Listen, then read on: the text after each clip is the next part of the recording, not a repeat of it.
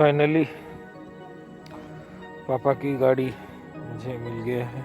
आप लोग देख सकते हैं गाड़ी की क्या हालत है अभी। पूरा इससे पता चलता है कि पापा का कितना सीवियर एक्सीडेंट हुआ था। मतलब गाड़ी का पूरा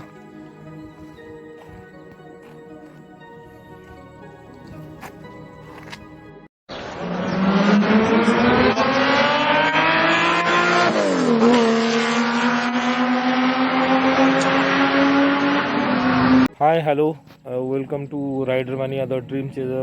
प्लीज़ आप सबको रिक्वेस्ट है, please Rider Mania the Dream Chaser channel को आपका सपोर्ट की ज़रूरत है, क्योंकि आप लोगों की वजह से मैं हूँ। और थैंक यू सो मच कि इतना कम दिनों में 29 सब्सक्राइबर्स मेरा कंप्लीट हो चुका है। मैं चाहता हूँ कि आप लोगों का सपोर्ट ऐसे ही बजा रहे और मुझे और भी सपोर्ट कीजिए कि अच्छा कंटेंट लेके आऊँ।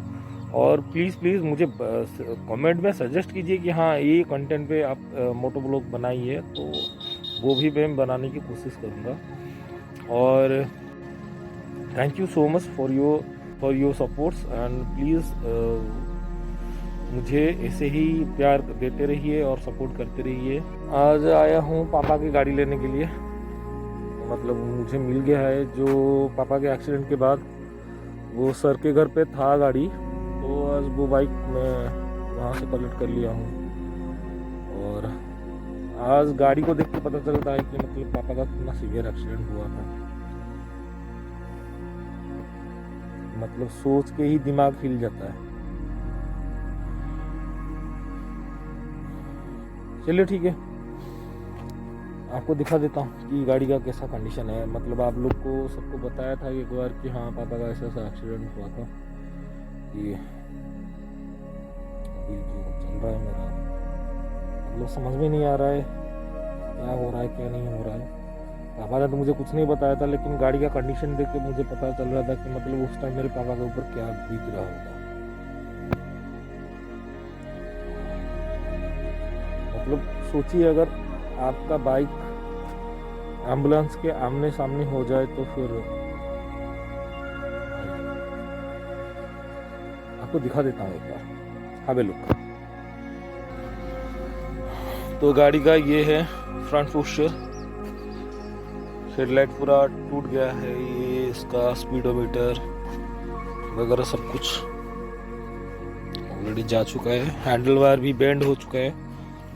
ये हैंडल वायर मिरर भी गया है और हैंडल वायर बेंड हो गया है। और इसका जो बैलेंसिंग रॉड है, आप देख सकते हैं कि हैंडल ये अभी हिल रहा है। दिखा देता हूँ मैं एक बार, एक सेकंड। देखिए ये मूव हो रहा है पूरा। और ये जो बाहर का जो एडजस्टमेंट प्लेट है होता है ना, ये बैलेंसिंग प्लेट जो होता है, ये भी कनेक्ट होता है, ये भी बेंड हो चुका है। मतलब इतना सीवियर एक्सीडेंट हुआ कि पापा का जो वो की पूरा बेंड हो गया था। वो की को हमने हथौड़ा से मार के सही किया है। ये हेडलाइट गया है पूरा उसके बाद ये आपका स्पीडोमीटर का वायर भी टूट गया है। अंदर का मतलब इनर डैमेज भी बहुत है। आप इसी में से पता लगा सकते हैं कि देखिए ना, ये सकअब्जर पूरा का पूरा सकअब्जर जो है ना पूरा बेंड हो चुका है और इधर से सकअब्जर पूरा टूट चुका है, ये फट गया है। ये गाड़ी का सबसे मतलब इतना मजबूत होता है ना ये सकअब्जर, ये अच्छे एक्सीडेंट में नहीं टूटता है, लेकिन ये पूरा फट गया है। इंडिकेटर का हालत भी आप लोग देख सकते हैं। ये वायर सब कुछ, इसका वो वायर सब कुछ निकल के आ चुका है। आगे का मॉडगेट वो भी गया है, ये भी थोड़ा बेंड हुआ है, मुझे लगता है ये थोड़ा बेंड है अभी। ये भी थोड़ा बेंड, ये तो पूरा बेंड हो चुका है। रिम स्लाइड से बेंड है, लेकिन चल जाएगा। ये अंदर तक इसको आप देखो, ये चेसी का पूरा ये अंदर से ये पोर्शन भी बेंड हो चुका है। ये वाला पोर्शन, और बाकी का इंजन तो सही है, और पीछे का सकब्जर वो भी थोड़ा बेंड जैसा लग रहा है, लेकिन ये शायद ये ठीक हो सकता है। और हमारा फ्यूल टैंक में अभी डेंट आया है, ये जो डेंट आया है, ये डेंट फ्यूल टैंक के ऊपर वो डेंट आया है, देखो। तो ये डेंट को पूरा फ्यूल टैंक को हटा के फिर से करना पड़ेगा। और बात करते हैं, मतलब आप इसी में से पता लगा सकते हैं कि मतलब कितना सीवियर एक्सीडेंट हुआ था। ये ब्रेक पैड भी गया है पूरा, ये खिसक गया है इधर से, ये रॉड भी देखिए हिल रहा है अभी भी, ये भी बेंड हो गया है। ओवरऑल गाड़ी में देखें तो गाड़ी में भी कुछ बाकी नहीं रहा है। ये गाड़ी का सेकेंड टाइम एक्सीडेंट है, ये भी फट गया है इधर से, जो बैटरी कवर है ये फट के वो बाहर आ गया है। आप देख सकते हैं इसमें पूरा का पूरा क्रैक आ चुका है इधर। और ये गियर लीवर, ये जो फर्स्ट एक्सीडेंट में हुआ था वो थोड़ा बेंड हो गया था, अभी ये तो पूरा का पूरा बेंड हो गया है। अभी देख सकते हैं आप लोग, देखिए कैसे बेंड हुआ है। और आज आया हूँ, पापा का गाड़ी जो रिसीव किया है मैंने, उसको लेके जाना भी है, घर से दूर हूँ अभी। और आया था एक छोटे भाई के साथ, वो मैं अभी लेके जाऊँगा इसको। और 60-65 किलोमीटर अभी मुझे जाना है। और ऊपर देख सकते हैं आप पूरा का आसमान पूरा अभी पूरा का पूरा बादल घिरा हुआ है। अभी बारिश होने वाला है, एक बार तो बारिश होकर जा चुका है। अभी मैं गाड़ी, जब पापा का एक्सीडेंट हुआ था उस टाइम का एक्सपीरियंस बताता हूँ कि पापा का जब एक्सीडेंट हुआ था ना, तभी उसी टाइम का एक्सपीरियंस बता रहा हूँ कि उस टाइम मेरे मदर जो है, मेरी मम्मी जो है, वो हॉस्पिटलाइज थी सोमा हॉस्पिटल में।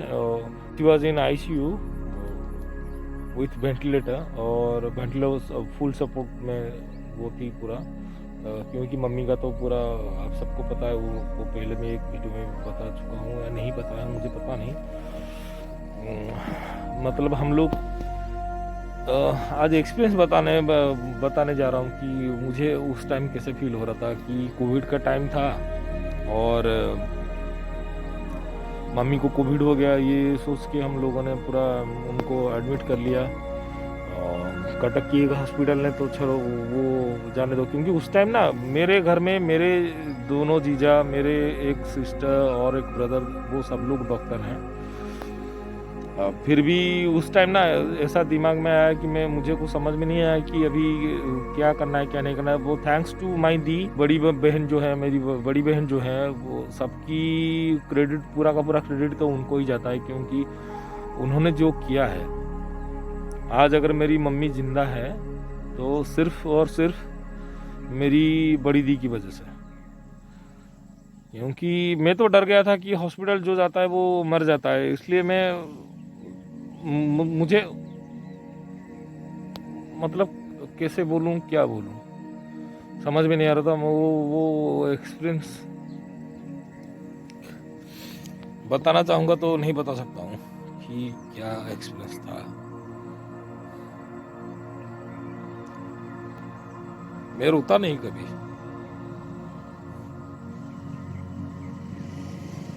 मैं कभी नहीं रोता हूँ, लेकिन जब भी सोचता हूँ कि मेरी मम्मी हॉस्पिटलाइज थी, वो भी 2 महीने के लिए वेंटिलेटर में, 100% वेंटिलेटर में, और 4 दिन, शायद 4 दिन या 5 दिन थी। वो यस का जो आया था साइक्लोन, उस टाइम पापा गए थे उनको देखने के लिए। कार लेके नहीं गए, बोले कार लेके क्यों जाऊँ, वो चलो बाइक में चला जाता हूँ। मैं उनको उस दिन भी मना किया था कि पापा वो सामने वाला ब्रेक थोड़ा कम, क्योंकि ये बाइक मैं तो चलाता हूँ और मेरे साइड में दूसरे बंदे भी चलाते हैं, तो वो सुपरवाइजर वगैरह उनको मैं दे देता था गाड़ी। तो ये थोड़ा आप देख सकते हैं, एक बार दिखा देता हूँ। ये लीवर देखिए, इसका पूरा गया है।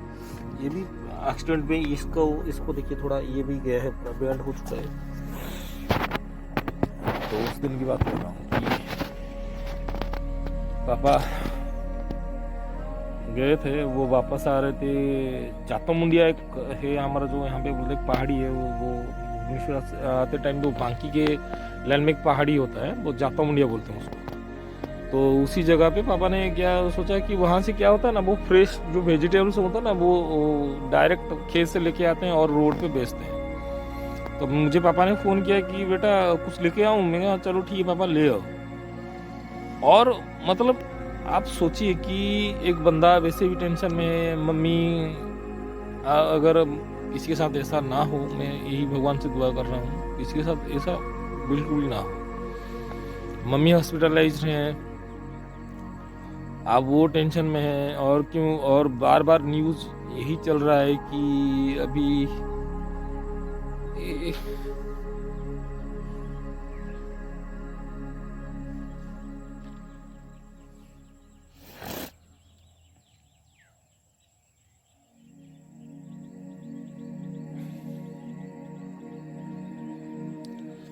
न्यूज़ बार बार दिखा रहा था कि ये अभी इतने लोग मर गए, इतने लोग, इतना डेड निकला है हॉस्पिटल से, और उसी टाइम आपको फ़ोन आ जाए, मतलब दिमाग में ये चलता है कि मम्मी सही है नहीं है, वो चलो वो दूसरी बात है, और उसी टाइम आपको फ़ोन आ जाए कि आपका पापा का एक्सीडेंट हो गया है, वो भी एम्बुलेंस के साथ फेस टू फेस हो गया है। पापा वहीं पे मार्केटिंग कर रहे थे, मार्केटिंग ख़त्म करने के बाद वो निकल रहे थे रोड को, तो उनके सामने एक, सॉरी ये मैं रोता नहीं हूँ कभी, मुझे रोना नहीं आता है, वो मुझे बोलते हैं ना, मुझे हमारे घर में मेरे दीदी हो या कोई वो मुझे बोलते हैं ना पत्थर, मेरे बड़े चाचू तो बोलते थे मुझे जानवर बोलता है, कि उनको पता है मेरे अंदर कोई फीलिंग्स कुछ नहीं होता है, क्योंकि लाइफ में इतना कुछ देखा हूं ना। मतलब अभी ये 3-4 साल ऐसे हो रहे हैं कि पहले एक बार इसी बाइक में मेरे पापा का एक्सीडेंट हुआ तो पैर टूट गए। तो इलेक्शन का टाइम था, फरवरी का महीना, मुझे आज भी याद है, वो फरवरी 22 था। वो पापा सुबह सुबह जा रहे थे, उनका 2018 इलेक्शन था, तो उस टाइम पापा का एक्सीडेंट हुआ था, जबकि मैं भुवनेश्वर में जॉब वॉब कर रहा था। तो उस टाइम मैंने सब कुछ छोड़ के वापस आ गया। तो अभी फिर हो गया, फिर मैं अपनी भैया का जो कंपनी है, तो जो कंस्ट्रक्शन कंपनी है उसमें ज्वाइनिंग कर लिया, और फिर तो चल रहा था अभी। तो उसके बाद हमारे घर को लेके थोड़ा कुछ डिस्प्यूट हुआ, तो हम लोग को रेंट पे बाहर आके रहने लगे। और इन द मीन टाइम मेरे पापा का जब पैर टूटा, उसके 15 दिन के बाद मेरे मम्मी के जो पेट में वो ट्यूमर कुछ था, तो वो फट गया एक ट्यूमर, तो मम्मी को भी एडमिट करना पड़ा था उस टाइम। तो उस टाइम सोचिए कि मैं अकेला बंदा घर पे, और मम्मी पापा दोनों हॉस्पिटल में। सो कॉल्ड रिलेटिव्स मैंने बहुत देखा है उस टाइम, और एक्चुअल रिलेटिव जो है ना, मैंने भी वो भी देखा है। और उस टाइम ना सिर्फ 3-4 बंदे ही थे जो मेरे उस टाइम, तो मतलब जो मेरे पापा के नीचे जो चाचू हैं वो तो दिल्ली में थे, लेकिन वो बार बार फ़ोन कर रहे थे और वो मेंटली सपोर्ट दे रहे थे। वो मतलब वो पापा मेरे रिटायर्ड आर्मी कर्नल हैं, तो वो दिल्ली में सेटल्ड हैं। तो और मेरे जो पापा हैं ना, संजय कुमार प्रधान, मेरे पापा भी रिटायर्ड आर्मी हैं। और मेरे पापा की हालत तो पूरा ख़राब हो गया था, वो तो रोने लगे थे हॉस्पिटल में जाके कि मेरा भैया का क्या हो गया। वो कभी कभी कुछ भी बोल देते हैं पापा को, गुस्से में बोल देते हैं, कुछ भी बोलते हैं, लेकिन सबको पता है कि उनका भाई के लिए उनका प्यार बहुत ज़्यादा है। उन्होंने और मेरे मामा जी ने उस टाइम जो किया था मेरे लिए, मैं कभी नहीं भूलूंगा। और मेरे पापा ना, किसी को करूँ या नहीं करूँ, लेकिन मेरे किसी को कोई क्या करे या ना करे, मैं कहीं भी रहूँ, लेकिन मेरे पापा का पूरा ख्याल मैं रखूँगा। ये चैलेंज है, ये चैलेंज नहीं, ये हकीकत है, मैं रखूँगा ही रखूँगा। क्योंकि लाइफ में ना उनको छोड़ के मेरा कुछ नहीं, मुझे कुछ भी नहीं चाहिए, मुझे किसी का प्रॉपर्टी नहीं चाहिए, कुछ भी नहीं। करूँगा क्या करूँगा प्रॉपर्टी? भाई भगवान ने जितना दिया है खाने के लिए मुझे बस 2 रोटी चाहिए, रेडी, 1 कपड़ा चाहिए, बस हो गया मेरा। मुझे किसी चीज़ का कोई लालच नहीं है, ऐसा ही है। मुझे कुछ नहीं चाहिए, क्या करना क्या है। मैंने तो मेरे पापा को भी एक बार बोल दिया कि आप अपना पेंशन जो है, मेरी जो छोटी बहनें हैं उनके नाम पे करवा दीजिए पूरा, और जितना भी ज़मीन बमीन जो भी प्रॉपर्टी है सब मेरी बहनों के नाम करवा दीजिए। आपके बेटे में इतना तो दम है कि आपका, मम्मी का और बड़े मम्मी बड़े पापा सबका देखभाल रख सकता है। ये नहीं कि मतलब जॉब नहीं करता है या बिजनेस करता है, ये ऐसा कुछ नहीं है। भगवान ने हाथ पैर दिया है, कुछ ना कुछ ढंग का कर ही लूँगा, कर रहा हूँ अभी, कर भी लूँगा, वो कॉन्फिडेंस मुझ में है। हाँ, ये गारंटी नहीं है कि जान रहेगा नहीं रहेगा लाइफ में, क्योंकि लाइफ में तो शॉर्टेज वो तो पता नहीं। तो बात ये था कि उस टाइम मतलब मम्मी हॉस्पिटल में थी और न्यूज़ बार बार चल रहा था कि कोरोना में आज इतना लोगों की मौत हो गया, उतना लोगों की मौत। हाँ, थैंक गॉड मेरे मम्मी को कोरोना नहीं था, लेकिन हाँ उनका निमोनिया इतना ज़्यादा बढ़ गया था कि जो वैक्सीन ले लिए तो उसके बाद वो निमोनिया थोड़ा ज़्यादा हो गया, थोड़ा क्या पूरा ज़्यादा हो गया। जो हम लोग टेस्ट करते रहे साला कोरोना कोविड नहीं निकल रहा है, साला क्या हो रहा है क्या। तो मेरी बड़े जीजू जो हैं वो उन्होंने खुद टेस्ट किया HRTC, डॉक्टर गिरीशपति मेरे बड़े जीजू हैं, और उन्होंने खुद टेस्ट किया तो पता चला, HRTC जब किया तो पता चला कि ये निमोनिया 2 साल पहले से ही है, और ये अभी बढ़ के पूरा इतना लास्ट स्टेज में चला गया। मेरा मम्मी का लंग्स 80% डैमेज्ड, और मम्मी का बचने का उम्मीद ना के बराबर। और फास्टिंग में मेरा मम्मी का डायबिटिक आ रहा था 529, जस्ट इमेजिन 529, वो भी फास्टिंग में। दिमाग हिल चुका था कि जीजू ने भी बोल दिया कि अभी क्या होगा नहीं होगा वो पता नहीं, भगवान के भरोसे हम लोग ट्राई कर रहे हैं। और मम्मी जो वार्ड में थी ना, वो वार्ड में लोग आ रहे थे और लोग जा रहे थे, मतलब एडमिट हुए और डेड बॉडी निकला 2 दिन में या 1 दिन में, 2 घंटे में, 24 घंटे में, 48 आवर्स में पूरा डेड बॉडी आ रहा, मतलब आदमी आ रहे थे, डेड बॉडी निकल रहा था। और निकाल रहे थे कैसे, मैं बता रहा हूँ आपको, मैंने जो सहा है उस टाइम, कि कोई मर रहा था ना, उसका डेड बॉडी कैसे करते हैं पता है, कुचल देते हैं। वो जो बेडशीट होगा ना उसके अंदर कुचल देते, कुचल के ना पूरा इतना छोटा सा बॉल जैसा बना देते थे आदमी लोगों को, मरोड़ के। और ऊपर से ये मोबाइल, साले क्या बोलूं अभी, मतलब जो वो होता है ना, वो क्या बोलते हैं, वो कस्टमर केयर वाले साले भड़ुए साले, तुम लोग का कोई दूसरा काम तो नहीं है, लेकिन ये टाइम में साले बराबर फ़ोन करेंगे, बराबर अपना जो एडवर्टाइजमेंट फ़ोन लगाएंगे। उस टाइम फ़ोन आ रहा था ना, दिल में ये डर था कि साला मेरा फ़ोन नहीं आ रहा है तो क्या, शायद ये फ़ोन नहीं आया कि मेरा मम्मी का कुछ, मतलब आप वो एक्सपीरियंस को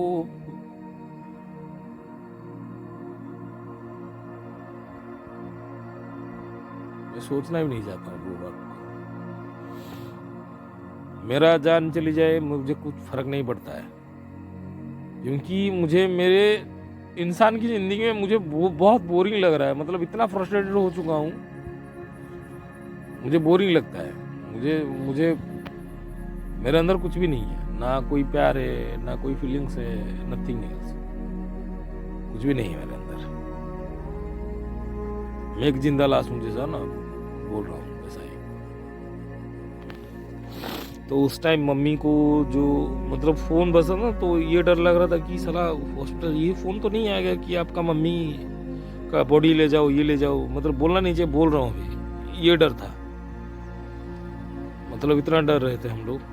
और उसी टाइम साला एम्बुलेंस ड्राइवर ने वो भैया को मैं थैंक्स करना चाहूँगा, क्योंकि उन्होंने एक्सीडेंट्स तो हो गया, गलती से हो गया, वो भैया भी खुद बोल दिए कि मेरा सायरन बज रहा था, लेकिन आधे घंटे पहले ऐसा कुछ हुआ कि वो सायरन बजा ही नहीं, और उनको पेशेंट लेने जाना था तो वो स्पीड से निकल रहे थे। मेरे पापा मार्केटिंग करके, वो आगे एक लॉरी खड़ा हुआ था, वो उसमें से मतलब कुछ लोडिंग करने वाले थे, वो भुवनेश्वर या कुछ उधर एरिया के लिए वो वेजिटेबल्स कुछ जा रहा था उधर से, सब्जी वब्जी वगैरह। तो वो रोड की साइड में खड़ा था, उसके पीछे मेरे पापा खड़े थे, मार्केटिंग कर रहे थे। वो फिर बाइक लेके ऐसे सीधे रोड के लिए निकले, मतलब निकल के वो लॉरी को साइड करके ऐसे क्रॉस करेंगे। तो जैसे ही निकले वो एम्बुलेंस उधर से आ गया, क्योंकि वो फुल स्पीड में थे, वो जा रहे थे लाने के लिए पेशेंट।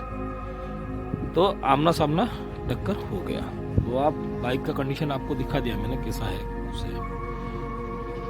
और मैं खुद बांकी के तरफ एक बार गया था, भुवनेश्वर, जो बीच में मैंने एक लाइव बनाया था इंस्टाग्राम में, जिनको याद है वो। तो उस दिन मैंने जाके जो स्पॉट पे एक्सीडेंट हुआ उधर जो गैरेज वाले हैं उनसे बात किया कि क्या हुआ था, क्योंकि पापा ने अभी तक मुझे कुछ नहीं बताया था।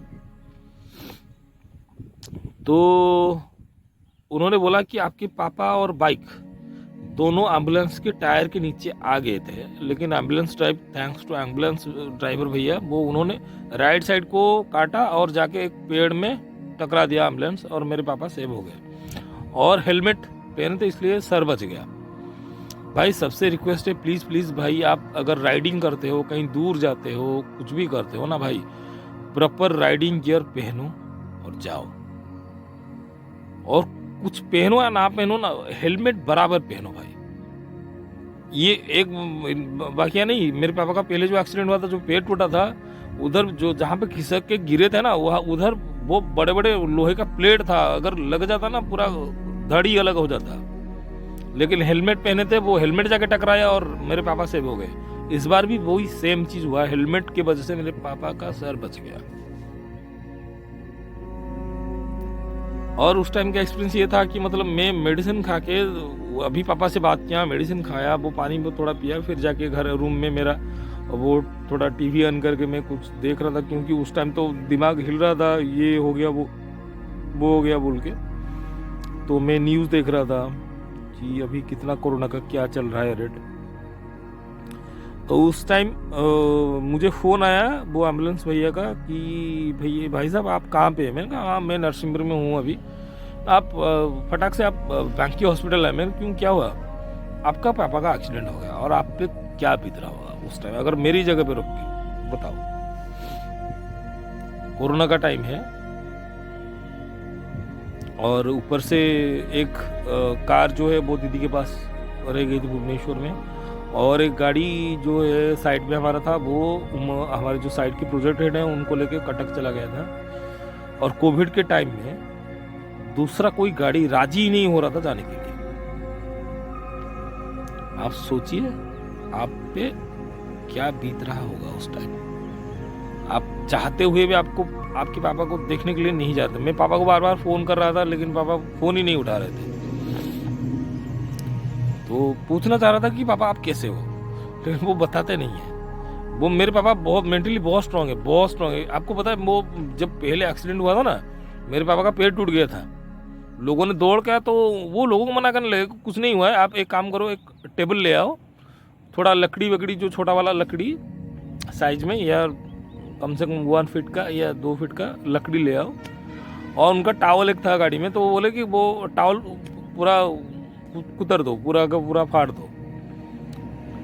आपने उनका पैर पूरा पीछे की तरफ पूरा मुड़ गया था पूरा। ये हड्डी जो पैर का, मैं दिखा देता हूँ आपको, ये पैर का जो हड्डी होता है ना, ये 2 हड्डी होता है। मेरे पापा का इधर से टूटा था, ये वाला जो पोर्शन है ना, ये पीछे ऐसे ही पीछे चला गया था, ये वाला पोर्शन पीछे हो गया था। तो ये वाला मतलब टूटा था, एक हड्डी 3-4 जगह से टूट गया था, और दूसरा हड्डी पूरा का पूरा, लेकिन दोनों जो हड्डी है ना, वो एक हड्डी 3-4 जगह से टूटा था, दूसरा हड्डी 1 या 2 जगह से टूटा था। लेकिन टूटने के बाद वो अंदर से पूरा का पूरा एक क्रैक आ गया था पूरा, जैसे ना जैसे बोलते हैं जो बांस होता है, बांस को अगर आप कोई चाकू वाकू लगा के उठा दो ना, जैसे फट जाता है पूरा, वैसे ही पूरा का पूरा फट गया था।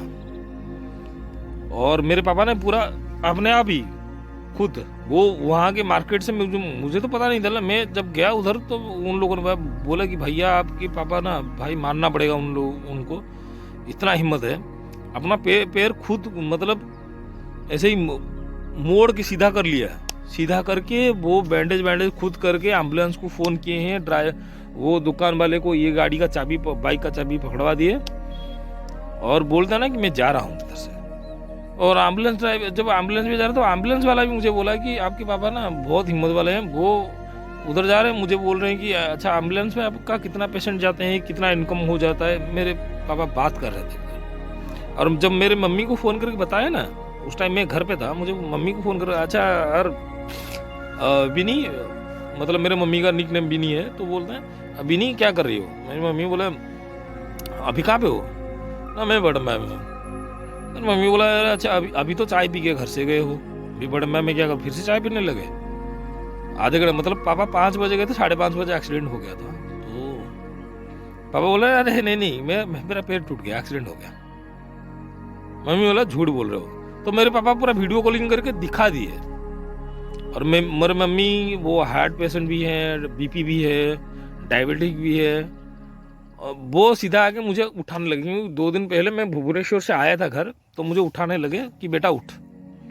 उठ गया मैं, क्या हुआ ना पापा, उतना ही बोल जो है। मुझे देखा कि मेरे मम्मी गिरने लगी, तो मैं फटाक से उनके पास ना, मैं हमेशा मम्मी के कमर में एक टैबलेट रखा जाता है कि अगर फटाक से कुछ हुआ तो ये खोल के उनके जो टंग के नीचे ना, जुबान के नीचे उसको रख देना है। तो मैंने उनको फटाक से वो गोली दिया, मैंने कहा रिलैक्स करो पहले और बताओ क्या हुआ है। ऐसा पापा का एक्सीडेंट हो गया, पापा का पैर टूट गया।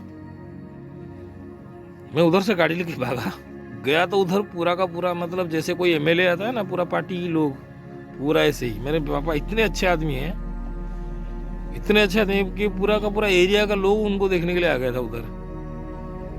और मैं कभी कभी सोचता हूँ मैं उनका बेटा ही नहीं हूँ।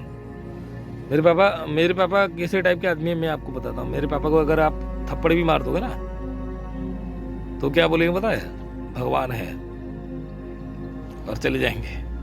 ये मेरे पापा है, और चले जाएंगे, मुस्कुराते हुए चले जाएंगे। अगर कोई गाली देता ना, तब भी आके घर पे मुस्कुराते, अच्छा मुझे गाली दिया, अरे पापा आपको गाली दिया, अरे बेटा उनको मतलब एक आदमी को खुशी मिल रहा है कि मुझे गाली देगा, तो देना, उनको देना चाहिए, इसमें गलत क्या है। गाली दे रहा है आपको गलत नहीं लग रहा है। लेकिन मैं उल्टा हूँ, मैं पूरा मेरे मामा जी का स्टाइल का हूँ, और मेरे जो मैं कहाँ किसका स्टाइल हूँ मुझे पता भी नहीं, मेरे दादाजी का स्टाइल हूँ पूरा। मेरे दादाजी के जो पिताजी हैं उनका स्टाइल हूँ। लेकिन मेरे पापा ऐसा नहीं है, मेरे पापा बहुत अच्छे हैं, बहुत अच्छे हैं। आई थिंक मैं तो ये उम्मीद करता हूँ कि अभी मेरा जो तबीयत खराब है, आप देख सकते हैं मेरा मुंह भी अभी सूजा हुआ है, वो फूलने लगा है। मुझे पता है मैं ज़्यादा दिन जिंदा नहीं रहूँगा, लेकिन आई एम ए किंग, और भाई मुझे किंग की तरह ही रहना है। मुझे ऐसे ही लाइफ भी मैं जीऊँगा भी, मैं आया हूँ किंग की तरह, जाऊँगा भी किंग की तरह। मुझे मौत मेरे सामने है या कुछ भी है, मुझे डर नहीं है, नहीं डरना है मुझे, क्योंकि इतना अच्छी दीदी, मेरे इतने अच्छी बहनें सब लोग हैं। मेरे 5 पापा हैं, एक भी नहीं, मेरे 5 पापा हैं, 5 मम्मियाँ हैं, मेरा जॉइंट फैमिली है। इतने अच्छे फैमिली मिला है, मेरे इतने अच्छे पापा सब लोग हैं, और मेरे इतने अच्छे मम्मियाँ हैं, मेरे बहनें हैं, मेरे भाई हैं। तो टेंशन नहीं है मर जाने का, मुझे क्या मौत क्या डराएगा भाई, मुझे कुछ डरने बराबर कुछ नहीं है, मैं बिंदास आदमी हूँ। मरूंगा क्या फर्क पड़ता है, अभी कल मरना था, आज मर जाऊंगा।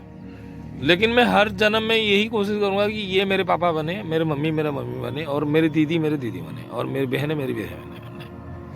ये लास्ट विश है मेरा। मेरी पापा की इसी हालत में, मतलब ये एक्सीडेंट में भी पापा ने ही एम्बुलेंस को बुलाया, मतलब कि एम्बुलेंस से टक्कर हो गया। तो जब वो वहाँ के लोगों ने पकड़ा एम्बुलेंस ड्राइवर को मारने के लिए, तो पापा ने मना किया कि नहीं, अरे उनका गलती नहीं, मेरा गलती है, मैंने ना देखे रोड क्रॉस कर ली, मतलब रोड को बाहर निकल आया, तो ये तो अपना ड्यूटी कर रहे थे। मेरे पापा यही बोल रहे हैं, और क्या बोले, ये है मेरे पापा। तो एम्बुलेंस भैया जो है वो खुशी से, मतलब वो उन्होंने भी अपने तरफ से पापा को सॉरी बोला कि सर हाँ मेरा गलती है सर, लेकिन सर मेरा गलती ये है कि मेरा सायरन बज रहा था लेकिन कैसे बंद हुआ मुझे पता नहीं। पापा ने बोला कि यही तकदीर है, अभी ये होने वाला था इसलिए आपका सायरन बंद हो गया, इसमें कोई बड़ी बात नहीं है। ये मेरे पापा हैं, उनका सोच ऐसे ही है। मेरे पापा हंसते रहते हैं हमेशा, वो एक्सीडेंट के टाइम भी हंस रहे थे। उनको बैंक की हॉस्पिटल लगे, वो ड्राइवर भैया जब फ़ोन किए कि हाँ मेरे पास एक वीडियो है, अभी वो दूसरा जो मोबाइल में था साला वो मोबाइल भी ख़राब हो गया मेरा। मेरे दीदी के जो ससुराल है वो बांकी है, तो उन्होंने एक वीडियो बजाया कि मेरे पापा कैसे मुस्कुरा रहे थे, नाक से ब्लीडिंग हो रहा था। जब भी एम्बुलेंस भैया का मुझे फ़ोन आया था कि उन्होंने बोला कि आपके पापा का नाक से ब्लीडिंग बंद नहीं हो रहा है, और उस टाइम में इतना कोशिश कर रहा हूँ, मेरे पास गाड़ी भी नहीं है और मुझे कोविड के वजह से कोई गाड़ी रेंट पे भी नहीं मिला उस टाइम। आप सोच सकते हो मुझ में मैं सबके लिए भगवान से दुआ करता हूँ कभी भी किसी को ऐसा दिन दिखना ना पड़े, नहीं पड़े। ये बहुत बुरा होता है, बहुत ही बुरा। चलिए अभी ये शाम का वक्त हो गया, अभी मुझे जाना है घर, और दूर है यहाँ से घर। मेरा गाड़ी का आप तो देख सकते हो कि हेडलाइट भी नहीं है, तो कैसे भी करके निकल जाऊंगा। वो मुझे टेंशन नहीं है, वो दूसरे के भैया हेल्प कर दो यार, दूसरे का गाड़ी का लाइट आएगा तो निकल जाऊंगा, उसका कोई टेंशन नहीं है। चलता हूँ, फिर मिलता हूँ, तब तक के लिए please subscribe the Rider Man Dream Chaser. और हाँ, और एक नया पोस्ट मेरा आ रहा है, आप अगर राइडर हो, आपके लिए क्या क्या सामान चाहिए, क्या क्या नहीं चाहिए, सब कुछ बता दूंगा।